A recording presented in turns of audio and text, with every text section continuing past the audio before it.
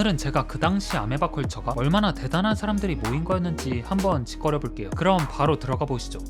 슈프림팀은 개코와 최자의 동반 입대로 레이블 내 주 수입원의 공백이 발생했을 당시 회사의 1등 실적을 담당한 팀이었죠. 요즘 친구분들은 뭐 아실랑가 모르겠지만 슈프림팀은 데뷔하자마자 슈퍼매직으로 대중음악계에 반향을 일으켰어요. 거기에 땡땡땡, 그땡 같은 노래들을 연달아 초대박으로 히트시키면서 2009년에 비스트와 엠블랙을 제끼고 남자그룹 신인상을, 2010년에 모든 대중음악 시상식의 힙합 부문 수상을 싹 다 그들 것으로 만들었죠. 앨범 판매량과 음원 차트 순위에 있어서도 당시 힙합 쪽은 슈프림팀이 그냥 다 먹었어요. 이건 뭐 거의 데뷔를 하자마자 요즘 대형 기획사 아이돌급의 인기를 누린 건데요. 현재로선 상상할 수도 없는 일이죠. 뭐 쇼미 같은 거 껴서 뜬 것도 아니었고, 이때 아메바가 대단한 영향력을 갖고 있던 그런 레이블에 속하지도 않았으니까요. 그만큼 슈프림팀은 탄탄한 기본기와 대중들이 접근하기 쉽고 중독성까지 갖춘 사운드와 훅을 통해 가지고 1년이란 최단기간 만에 독자적인 성공을 거둔 거라 볼 수 있죠.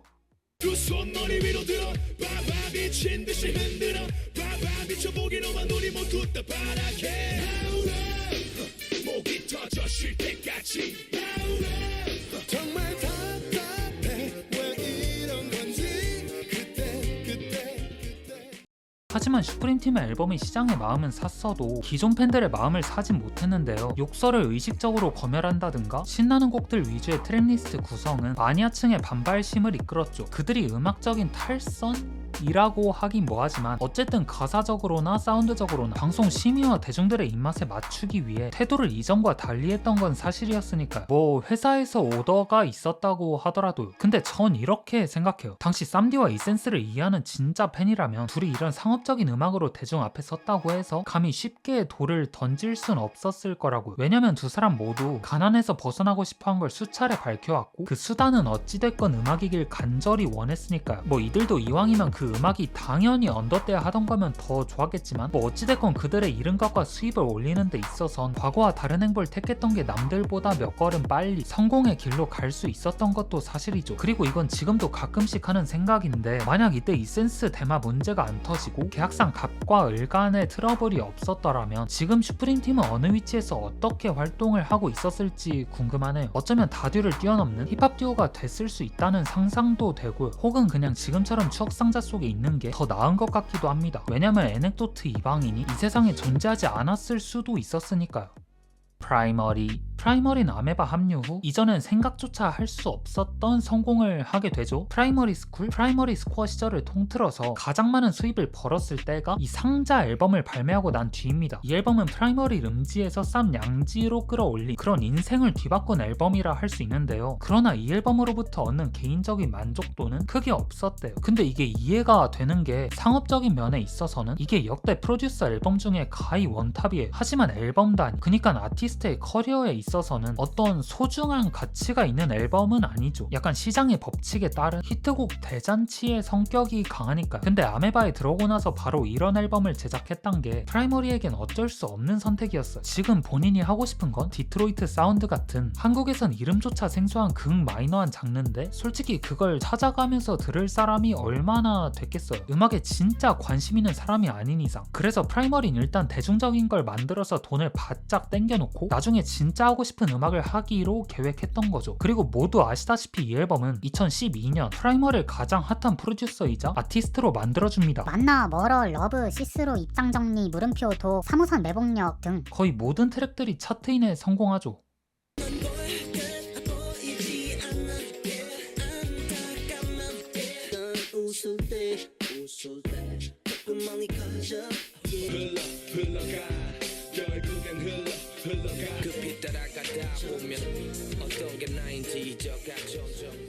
트렌디하지만 레트로한 향기를 풍기는 사운드, 이 요상한 위화감에서 오는 프라이머리의 작법은 당시 비슷한 음악의 굴레에 지쳐있던 이들에게 새로운 대안책을 제시한 느낌이었어요. 10명이 훌쩍 넘는 보컬과 래퍼가 참여했음에도 프라이머리는 세련된 사운드의 질감으로 모두를 한데 묶어서 유달리 튀는 트랙이 없게 만들었는데요. 가령 시스로와 정반대의 분위기를 보이는 독 같은 경우에도 플레이 직전에 인터루드를 하나 박아놔서 앨범으로 들을 때 무대에서 느껴지는 괴리감을 이 인터루드 하나로 최소화시켰죠. 생겼죠. 대중성을 가장 먼저 생각을 했지만 앨범으로서의 유기성도 고려한 대목이라 할 수 있죠. 하지만 이렇게 연일 신고가를 찍고 있던 프라이머리에게 바로 그 표절 사건이 터집니다. 사건은 나중에 당사자 간의 합의로 원만하게 해결이 됐지만 아직까지도 대중들의 인식 속엔 프라이머리 하면 표절 작곡가란 인식이 바로 떠오르죠. 그리고 개인적으로도 이 사건은 명백하게 프라이머리의 잘못이 맞다고도 생각을 해요. 하지만 그간 쌓아왔던 그의 커리어가 부정당하고 그 뒤로 나온 그의 앨범들이 평가절하 당하는 건 뭐 어쨌거나 판단은 대중들의 몫이긴 하지만 한편으론 그런 여론이 형성되는 게 안타깝긴 해요. 맞는 건 맞는 거고 아닌 건 아닌 건데 말이죠. 덧붙여서 프라이머리의 2집이 이렇게 묻힐만한 앨범은 절대 아니라고 생각을 합니다. 1집의 연장선상에 있는 느낌이어가지고 가볍게 듣기 정말 괜찮은 앨범이에요.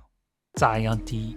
원래는 일리네어 제4의 멤버가 될 뻔했지만 그 3인방의 밸런스에 차마 끼어들 수 없어서 떡상각 잡혀있던 아메바에 합류한 자이언티. 그런 자이언티는 이미 프라이머리와의 작업을 통해서 대중들의 마음을 이미 사로잡은 상태였는데요. 폭발적인 가창력은 없지만 톡 쏘는 듯한 세련된 음색과 센스 있는 작사와 작곡 방식, 그리고 곡에 대한 뛰어난 이해도를 바탕으로 완성형 신인의 등장을 알렸죠. 박스 앨범의 최대 수혜자가 프라이머리가 아닌 자이언티라 생각될 정도로 그런 자이언티는 크게 하이받은 이 시기를 놓치지 않고 자신의 첫 정규작을 얼마 안 지나서 발표하죠.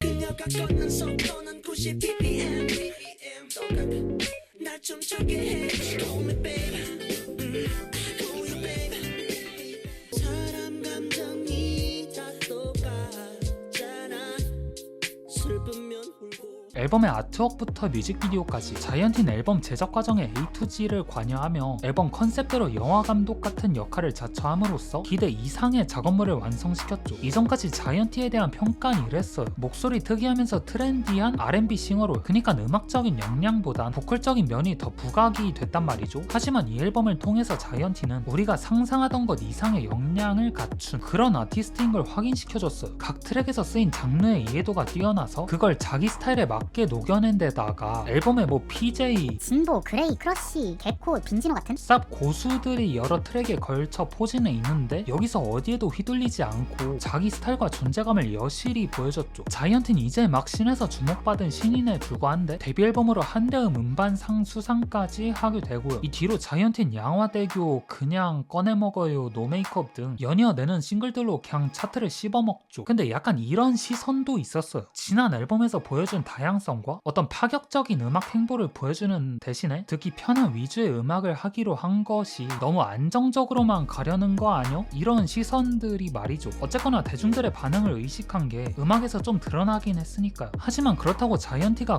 구린 걸 냈냐고 하면 이건 또 아니죠. 왜냐면 제가 생각하는 대중들은 난해하지만 완성도 높은 걸 들으면 듣지 구린 건 잘 안 듣거든요. 그리고 애초에 노래가 구리면 차트 1등을 할 수가 없어요. 그래서 자이언티의 이런 커리어에 있어서 반문을 제기하거나 할 명분은 없다, 이런 말을 하고 싶긴 하지만 한편으론 자이언티의 음악적인 역량을 좀 감추고 있는 것 같아서 팬의 입장에서 봤을 때 좀 서운한 마음도 들긴 해요. 모순적이긴 하지만요. 그래서 지금의 자이언티 형님 스타일도 좋지만 옛날 신인 때 느낌 좀 묻어나는 그런 작업물을 새로운 형태로서 또 한 번 듣고 싶긴 하네요. 크러쉬. 크러쉬는 테이크1, 스윙스와 함께한 싱글과 자이언티, 로꼬, 엘로, 그레이로 구성된 비비드 크루의 막차 탑승을 하면서 씬에서 처음 주목을 받았어요. 그리고 나중에 쌈디의 부탁을 받아 슈프림 팀의 컴백곡의 작곡과 피처링 더하기 아메바 콘서트 무대에도 오르면서 레이블로의 입단까지는 매우 자연스럽게 이루어졌죠. 그리고 크러쉬는 이 잠깐의 화제성이 사그라들기 전에 곧바로 앨범 작업 모드에 들어갔고 그렇게 입단한 지 1년 만에 정규가 나오죠. 곁에서 눈을 감을 때 끌어안을 때 그냥 가끔 그리울 뿐인데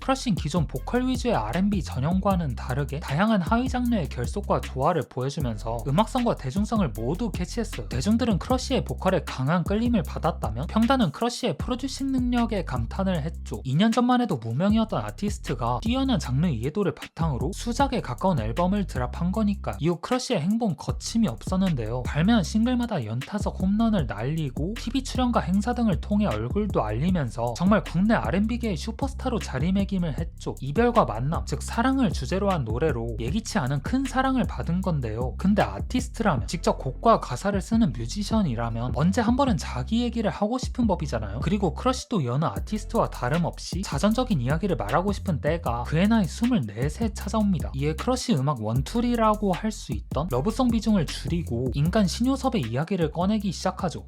사람들은 내 음악이 어쩌고 저쩌고 실력은 여전히 형편이 없더군 근데 할 것도 못해 했었네 유란 쉼터 이사 일을 버스 안에서 아빠처럼 난 강해지고 싶어요 크러쉬는 1집에서 화려한 작곡과 보컬 스킬로 모두에게 아주 강렬한 인상을 남겼었죠. 하지만 이 인터루드 앨범을 기점으로 해선 사운드를 좀 더 미니멀하게 만들기 시작해요. 개인적인 슬럼프도 찾아왔었고 1집이 다방면에서 힘을 이빠이 준 앨범이었어서 오히려 사운드를 좀 덜어내고 담백한 스타일로 간 거죠. 그러다 보니 전달하고자 하는 메시지에 보다 집중할 수가 있었고 모두가 듣기 편한 사운드를 연출할 수도 있었어요. 또 그 다음에는 원더러스트는 이런 미니멀리즘에 차가는 밝은 사운드를 낸 데다가 오랜 동네 친구들과 작업한 느낌이었어가지고 앞선 두 앨범보다 더 가볍게 들을 수 있었죠. 뭐 시리얼이나 칠 같은 트랙들이 대표적이고요. 그리고 개인적으로 크러쉬는 그 레이블의 이용을 당하지 않고 본인이 잘 이용하는 케이스라 생각을 하는데요. 회사에서의 간섭을 최대한 받지 않으면서 본인의 음악적인 색을 잘 구축한 아티스트랄까요. 앞서 언급했던 슈프림 팀만 봐도 회사의 간섭이 어느 정도는 있어가지고 약간은 불완전한 모습을 갖추고 있었으니까요. 물론 힙합과 R&B의 장르적 특성의 간극에서 오는 그 타협점에선 힙합이 고개를 숙여야 하지만요. 아무래도 제약사항이 많다 보니까요. 근데 어쨌든 크러쉬는 본인이 하고 싶은 음악을 아메바에서 했고 그걸 음악적인 역량과 상업적인 성과로 보여준 덕에 지금까지도 1티어 포지션에 있는 게 아닐까 싶네요.